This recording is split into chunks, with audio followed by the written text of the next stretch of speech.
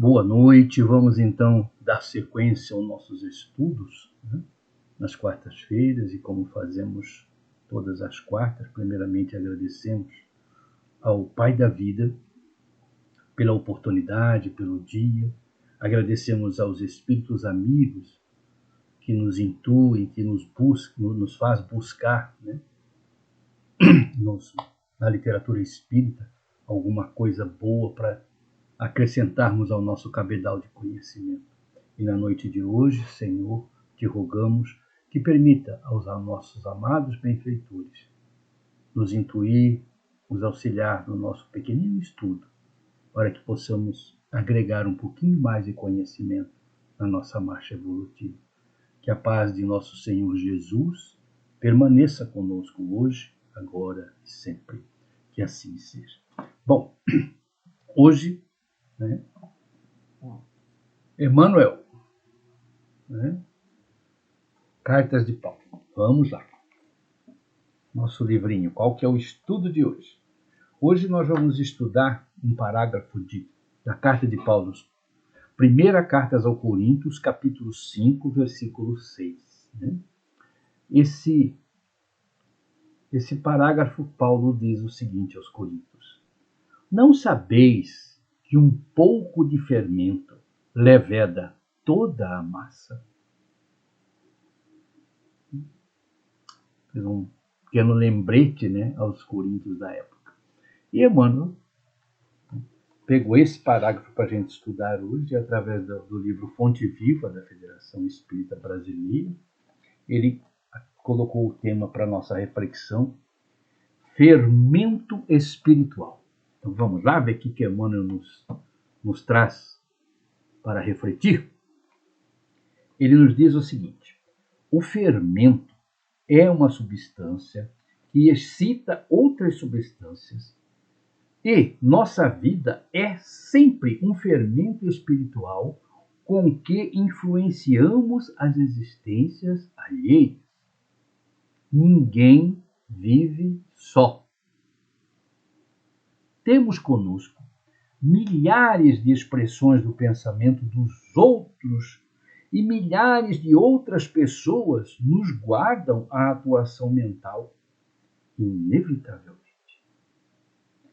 Os raios de nossa influência entrosam-se com as imensidões de quantos nos conhecem, direta ou indiretamente, e pesam na balança do mundo para o bem ou para o mal. Vejam bem, olha que coisa interessante. Emmanuel nos lembra aquela célebre frase de Jesus do Evangelho: orai e vigiai. E a gente sempre está repisando, né? Que quando Jesus disse orai e vigiai, ele disse para que nós orássemos e vigiássemos os nossos pensamentos. Daqui a pouquinho nós vamos ver por quê. E aqui hoje, no estudozinho de hoje, que o Emmanuel nos chama de fermento espiritual, o nosso pensamento fermenta, né, outros pensamentos. E, como ele diz aqui, ninguém vive só, né? Nós temos milhares de outras inteligências, né, que se intercalam com a nossa, com os nossos pensamentos, somam-se aos nossos pensamentos e cria-se algo espantoso no globo terrestre, que nós chamamos, muitos os esotéricos chamam de registro akáshico, né? Então, como que isso influencia? Vejam bem, se nós pensamos coisas boas, pela lei da afinidade, os nossos pensamentos se entrosarão com pensamentos bons e vão dar volume a essa massa que encobre o nosso planeta. Agora, se nós pensamos maldade, pensamos traições, pensamos coisas ruins, né? Sentimento de ódio, de revolta, de revanche, o que acontece? Também vai se somar com outros pensamentos, né? E existe ainda o caso no meio espírita, porque nós estamos no meio espírita, né, procurando aprender alguma coisa, que muitas pessoas elas são influenciadas pelo nosso pensamento, pelas nossas ações, pelas nossas atitudes. É outro cuidado a mais que temos que ter enquanto aprendizes do Evangelho. Cuidar do nosso pensamento. Como Jesus disse, vigiar o nosso pensamento. Cuidar das nossas atitudes, cuidar das nossas ações. Porque nós achamos que só o fato de ficarmos quietinhos num canto, eu não vou me meter, mas eu fico emitindo pensamentos ou de revolta, ou como se diz, contrário ao que está acontecendo, eu estou influenciando o meio, sim. É isso que Emmanuel está nos chamando a reflexão. Fermento espiritual. Nós conhecemos o fermento do pão, né, que leva da massa. Agora, o nosso fermento leva da grande massa na psicosfera do planeta, da escola em que nós vivemos. E ele continua, vamos ver onde ele quer chegar, né? E a gente também vê se entende. Né? Aí ele diz assim, nossas palavras determinam palavras em quem nos ouve. Olha aqueles médios que fazem explanação de evangelho, né? Nossas palavras determinam palavras em quem nos ouve. E toda vez que não formos sinceros, é provável que o interlocutor seja igualmente desleal. A lei de semelhante atrai semelhante.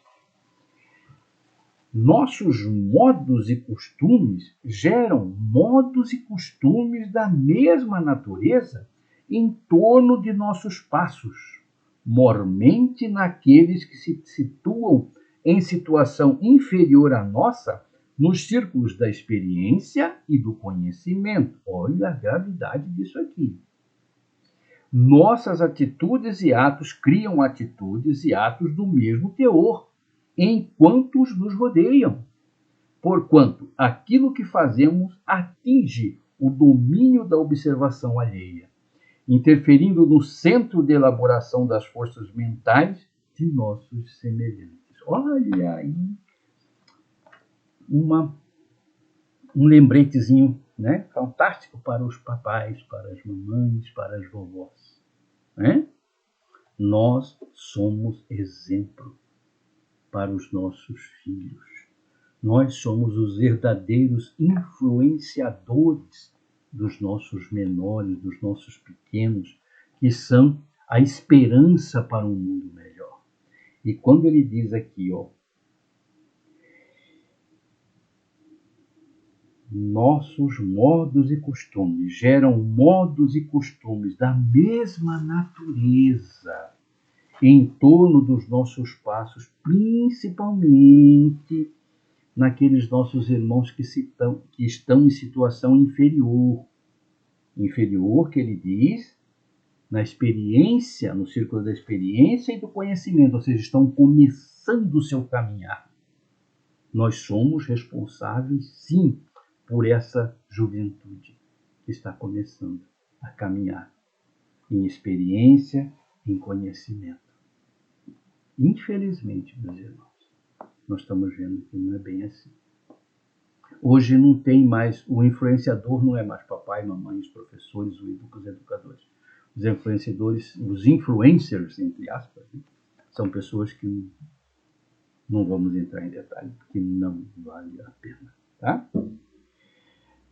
E o Emmanuel encerra esse parágrafo, né, do Coríntios 1, 5, 6, ele diz assim: o único processo, portanto, de reformar edificando é aceitar as sugestões do bem e praticá-las intensivamente por intermédio de nossas ações.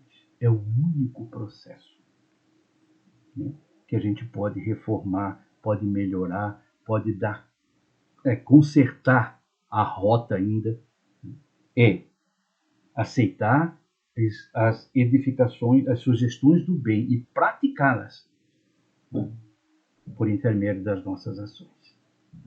Nas origens de nossas determinações, porém, reside a ideia. Olha só que coisa fantástica isso aqui que o Emmanuel nos fala. Nas origens de nossas determinações, porém, residem as ideias.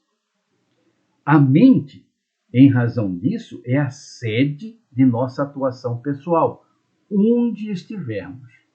A nossa mente é a sede da nossa atuação pessoal, aonde estivermos. Aí o último parágrafo do Emmanuel que eu achei fantástico, né? Diz assim, ó: pensamento é fermentação espiritual.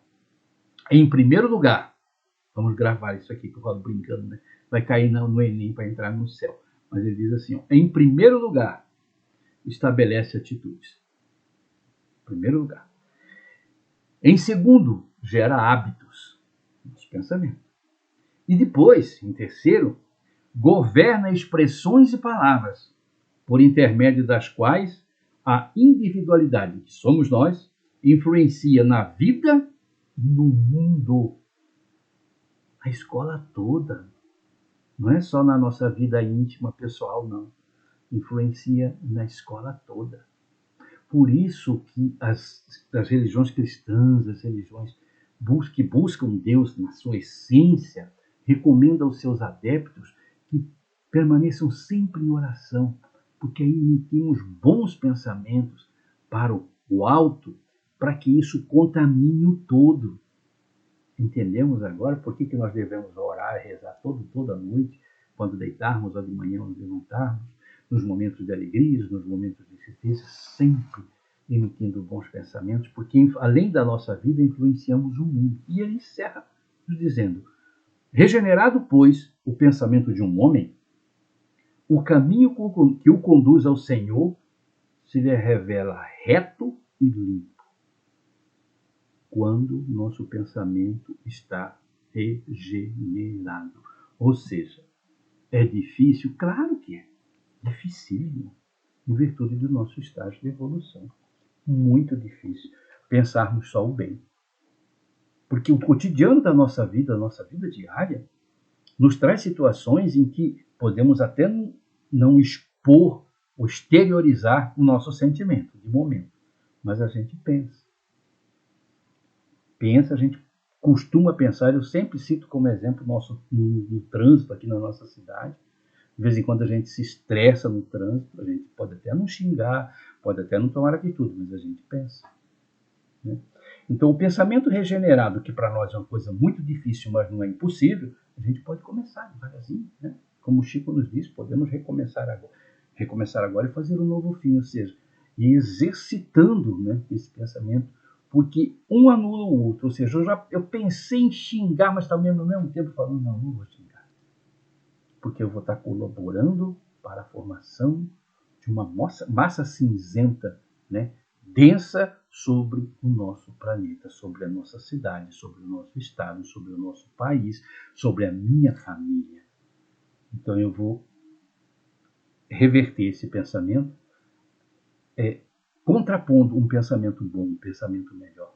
Porque é esse fermento espiritual que o Emmanuel está nos chamando para que a gente pare para pensar. O nosso pensamento é um fermento espiritual. E ele vai fermentar a massa, ou seja, a psicosfera do nosso planeta em virtude do caráter em que nós elaboramos. Ou seja, nós podemos pensar bem ou podemos pensar o mal. A escolha é nossa. Mas naquele que nós pensarmos é sobre o que nós vamos viver. Se nós pensarmos só pensamentos ruins, é sobre isso que nós vamos viver. Nós vamos terminar a nossa encarnação. Agora, se colaborarmos para os pensamentos bons, para que a egrégora que cuida do Brasil, do nosso planeta, modifique essa atmosfera psíquica, nós também seremos beneficiados. Meus irmãos, deu nosso horário. Como se diz, o convite à reflexão foi rapidinho, mas foi gostoso, né? Muito interessante para a gente repensar. Então, muito obrigado pela paciência, pelo carinho. Um beijo no coração de todos vocês e até a próxima quarta-feira, se Deus assim o permitir.